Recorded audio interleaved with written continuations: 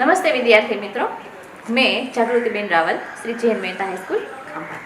आज मैं 10वीं कक्षा की जो 9वीं कविता है कुत्ते की सीख वो पढ़ाने वाली हूँ। आप सब अपने पाठ्य पुस्तक में अच्छी तरह से ध्यान रख कर पढ़ें। काव्य का शीर्षक है कुत्ते की सीख। ये एक कथा काव्य है।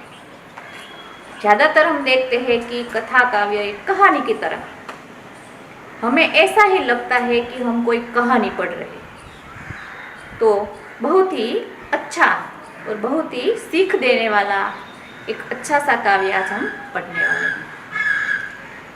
ये कुत्ते की सीख काव्य के कवि का नाम है रामधारी सिंह दिनकर। रामधारी सिंह दिनकर उसका उपनाम है। तो अब हम रामधारी सिंह दिनकर का परिचय पा लेते हैं।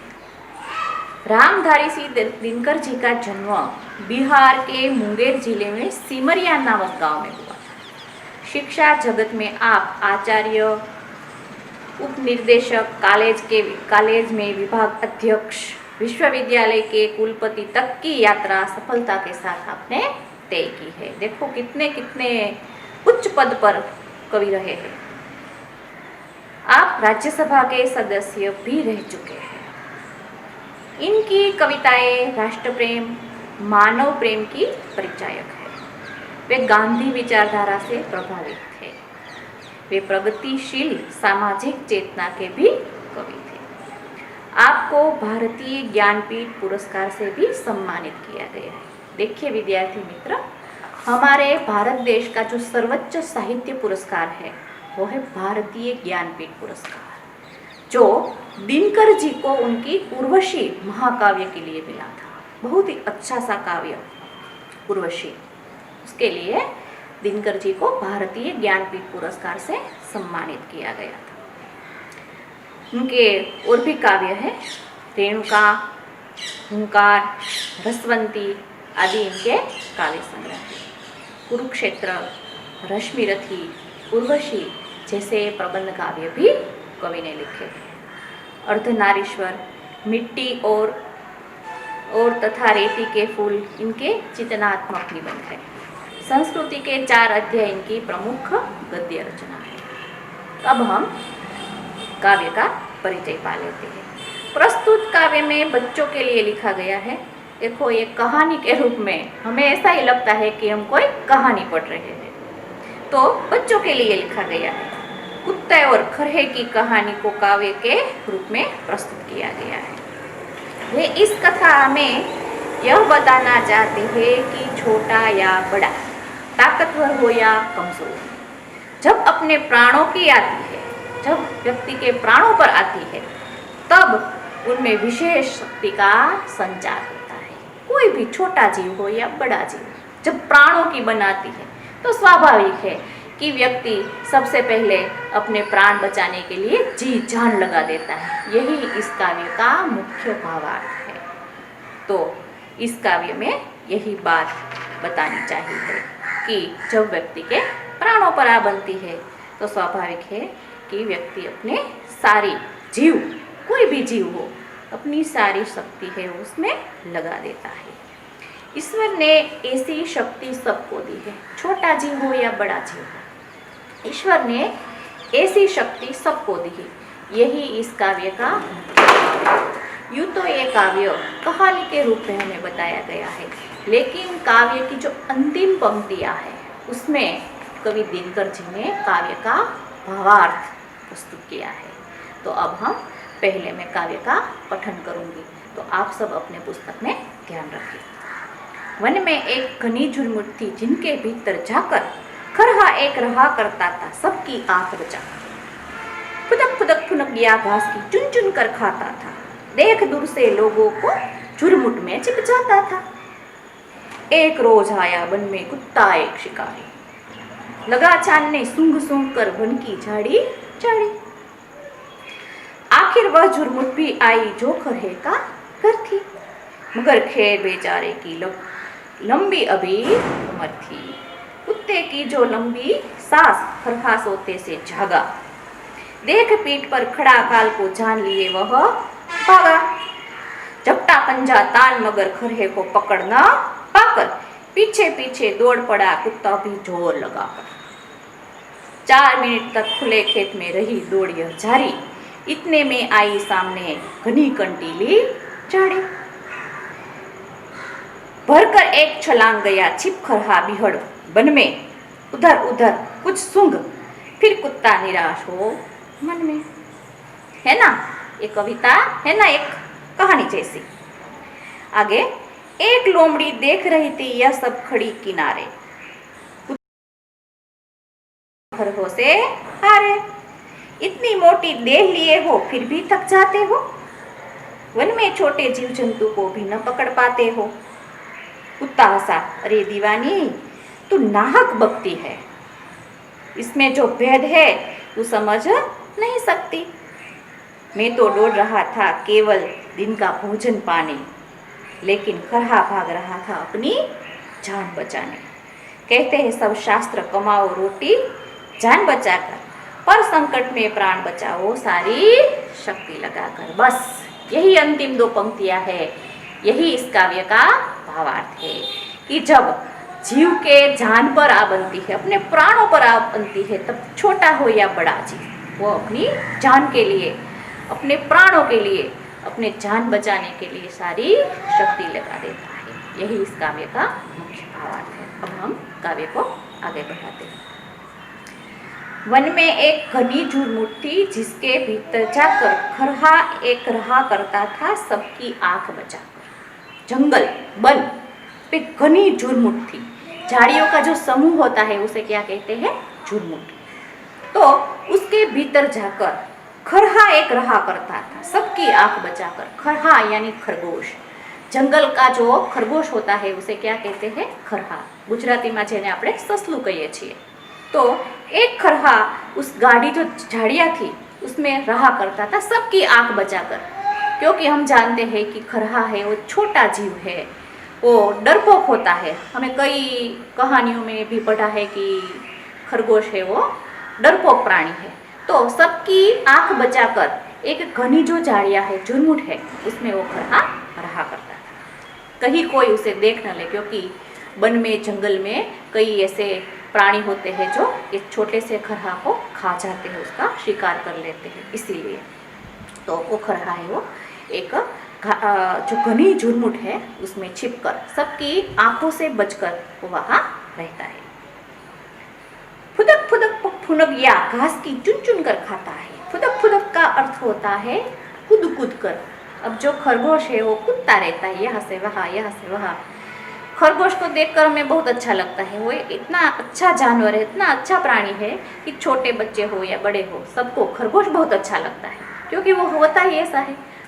तो फुदक फुदक यहाँ से यहाँ, यहाँ से यहाँ कूदता रहता है और फुनगिया घास की चुन चुन कर खाता है।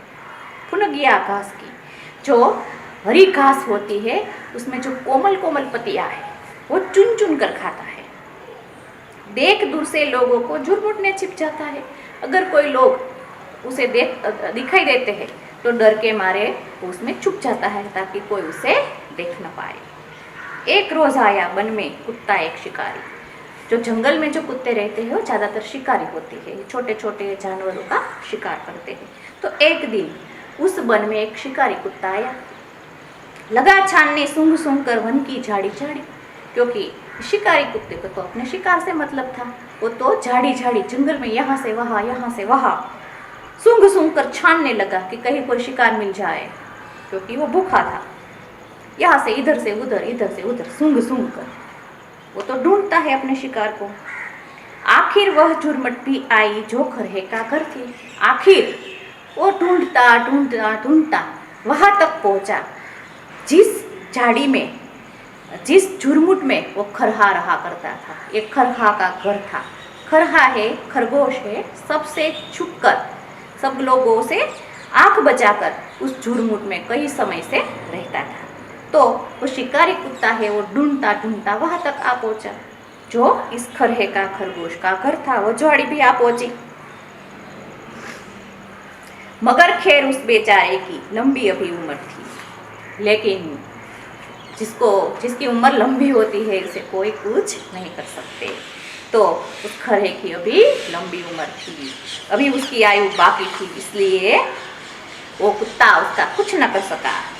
कुत्ते की जो लगी सांस खरहा सोते से जागा। कुत्ते की जो सूंघने की सांस की जो आवाज़ आती है ना, उससे खरहा को पता चल गया, क्योंकि वो चपल होता है, छोटा जीव जरूर है लेकिन वो बहुत चपल होता है। उसे तुरंत पता चल जाता है कि उसका शिकार है, वो आ पहुंचा है। इसीलिए कुत्ते की जो लगी सांसों की जो सूंघने की जो आवाज़ खरहे ने सुनी, वो सोते से जागा। उसे लगा कोई आ गया है, मेरा काल। देख पीठ पर खड़ा काल को जान लिए वह भागा। उसको लगा मेरा काल, मेरी मृत्यु के रूप में कुत्ता मेरी जो झुरमुट है वो ढूंढता ढूंढता यहाँ तक आ पहुंचा है। भागो, આપણે એક નથી કવિતા, ભાગો રીંછ એકલું ફરવા ચાલ્યું, હાથમાં લીધી સોટી, સામે રાણા સિંહ મળ્યા ને આફત આવી મોટી। तो यहाँ भी खरहा के लिए एक बड़ी सी आफत आ गई है, वो शिकारी कुत्ते के रूप में। तो वो तो वहां से अपनी जान बचाकर भागा। आगे खरगोश और पीछे कुत्ता। झपटा पंजा तान कर मगर खरहे को पकड़ न पाकर पीछे पीछे दौड़ पड़ा कुत्ता भी जोर लगाकर। झपटा, दो पंजे आगे करके अपने शिकार को लेने के लिए वो झपटा, लेकिन खरहा भागा। आगे खरहा और पीछे शिकारी कुत्ता। शिकारी कुत्ते ने भी अपनी जी जान से उसके पीछे दौड़ा। वो आगे खरहा जा रहा है और पीछे कुत्ता जा रहा है। दौड़ लगाई जोर जोर से। 4 मिनट तक खुले खेत में रही दौड़ी हजारी। 4 मिनट तक आगे खरगोश जा रहा है और पीछे है वो कुत्ता। ऐसी जो दौड़ है दोनों के बीच की, वो कितने मिनट तक चली? 4 मिनट तक। 4 मिनट तक वो कुत्ता उसके पीछे पीछे पीछे पीछे भागा, लेकिन खरहा है वो पकड़ में न आया, क्योंकि यहाँ पर सवाल किसका था? प्राणों का सवाल था, जान का सवाल था, इसीलिए वो पकड़ में न आया। 4 मिनट तक यह दौड़ चली। इतने में आ गई सामने घनी कंटीली झाड़ी। अभी खरहा का जीवन शेष था, अभी उसकी आयु लंबी थी, इसलिए दौड़ते दौड़ते 4 मिनट तक यह दौड़ चली और बाद में एक कंटीली झाड़ी आ गई। झाड़ी जो छोटे छोटे पौधे हैं वो एक दूसरे के नज़दीक, कंटीली कांटों से भरी हुई यह झाड़ी है, इसमें वो छलांग मारकर चला गया। 4 मिनट तक यह खेल चला। भरकर एक छलांग गया छिप खरहा बिहड़ बन में। बिहड़